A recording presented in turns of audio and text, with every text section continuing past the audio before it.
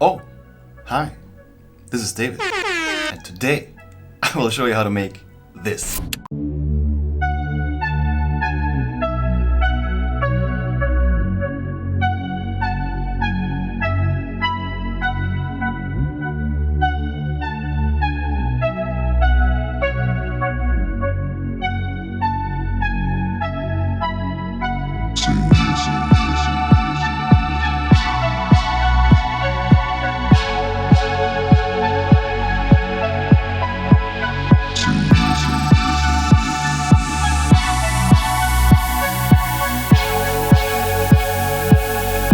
If you're living life to the max, say you.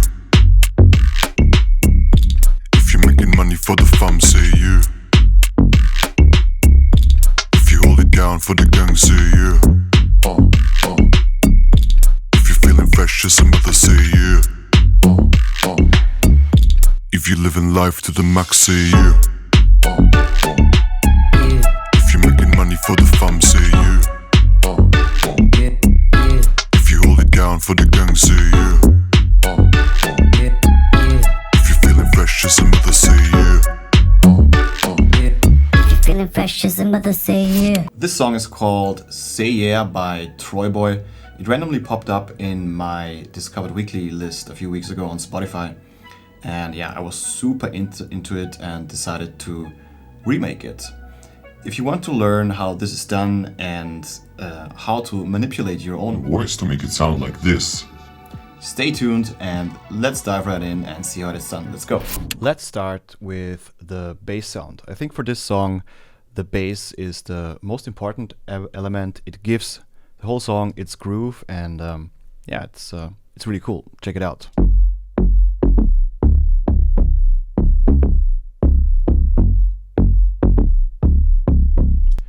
You can get the preset in the description text down below.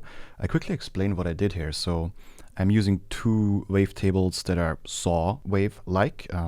They are sampled somehow from a Moog synth, a popular analog synthesizer. The most defining feature here is definitely the filter.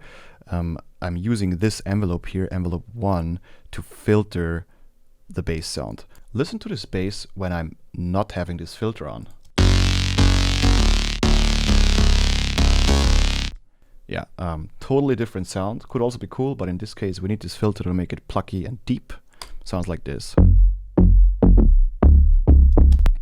And what I did with this sound is I used two oscillators. The first oscillator is only one voice and no detune, obviously. This gives it very solid sub and deep frequencies that we need in the bass. But then I added a second oscillator, one octave higher, and I put on some voices and some detune there to give it the stereo width and also a bit more presence in the higher frequencies. Sounds like this. And together it sounds like this. What I also did here is I put the voicing in mono. That's definitely a good idea for bass sounds because you don't want bass notes to overlap usually, and also some portamento in order to give the notes some glide from one note into the other, for example here. For effects, nothing special, mostly distortion as always and a bit more compression. I have a little cool rack here. It's from Bass Clef, my former mentor. Shout out to you. It helps. It's a tool that helps you to make the bass mono at a certain frequency, and you can adjust the frequency here. Very useful because usually for frequencies in a bass below 100 Hertz, you want them to be mono because you want them to be dead center in the mix and in front of your face, basically. So that's quite important and quite useful when you work with bass sounds. For the drums, it's just a matter of finding the right sounds and putting them into the right place and then mixing them correctly as well.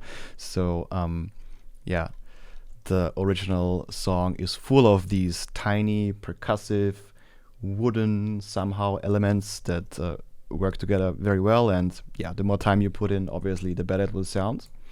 I'll show you how it sounds.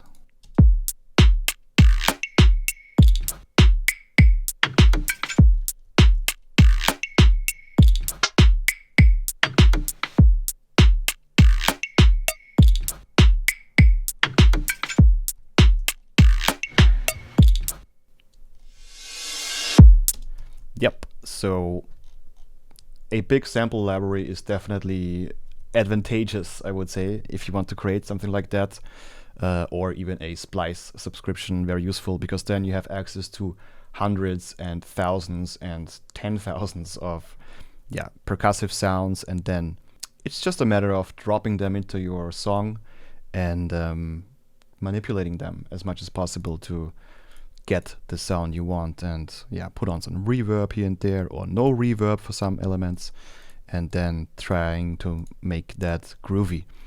And the original artist is a master in doing that, and it's so tasty and so nice. And I tried to recreate it, and I think I figured out some cool things, but the original is just, wow, really good. I love that shit. Yeah. For the instruments, I also remade a few of those synths. For example, this one.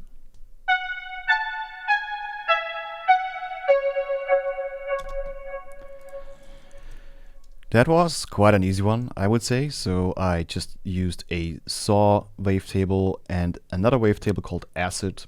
That just gave it a a bit of an additional element, some detune and some voices.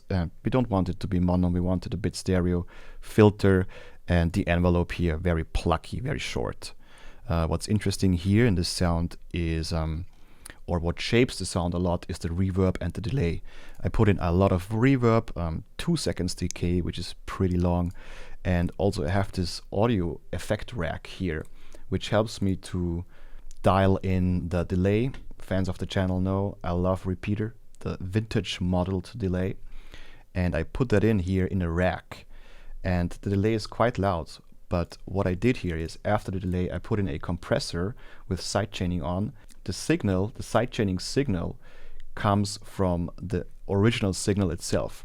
What that means is, while the original sound is playing, the delay gets ducked down, and as soon as the original sound is not playing, the delay gets louder, which is a really cool way to help fill out spaces without drowning the sound in delay. Look at the gain reduction here when I play it, and see how this is really a really nice mixing trick.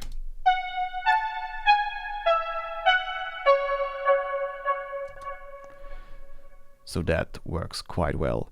A few other layers come in here. You can find all these sounds again in the description text.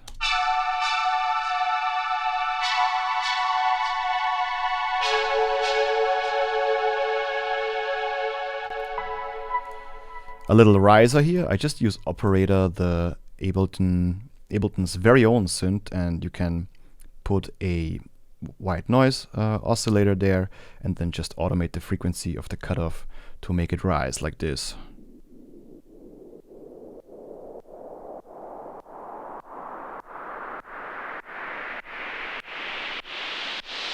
Yeah, you get the idea. On to the vocals. The vocals, that was quite fun to make. I'll show you how the vocals sound. If you're living life to the max, say you. If you're making money for the fam, say you. So as you can hear, I pitched down the vocals here to make my voice sound a bit cooler, which is very hard to do, but I think I managed. And I'll show you how my voice would sound without all these effects on. If you're making money for the fam, say you. And yeah, not really as swag as I would like it to be, but I used this tool here called Manipulator and pitched down the voice by 2 semitones and also the formants. This makes it sound already way cooler. If you're making money for the fam, say you. And then some compression, EQ, more EQ, distortion, and some reverb. I bring in the reverb in the spaces between again. If you're living life to the max, say you. Another way to fill up the mix without creating some unnecessary distraction and just filling it up with noise. Not too nice. Yeah. Also some vocal chops coming from my own voice like this. Yeah. Yeah, I think that's all there is to it. Let's listen to the final result one more time. Thank you so much for stopping by once again. It was a pleasure to show you how all this is done. Especially the live performance was quite tricky to figure out, but I think it worked quite well and I'm kind of proud of that. Make sure to follow me on YouTube and Instagram and everywhere else. I also have original music on Spotify. Just put in David Ritt in Spotify and you would find it. Would be a pleasure if you would check it out and maybe even let me know what you think. Until then, see you in the next video. Thanks for stopping by. All the best. Ciao. If you're living life to the max, say you. If you're making money for the fam, say you. If you hold it down for the gang, say you. If you're feeling fresh as a mother, say you. If you're living life to the max, say you. If you're making money for the fam, say you. If you hold it down for the gang, say you. If you're feeling fresh as a mother, say you. If you're feeling fresh as a mother, say yeah.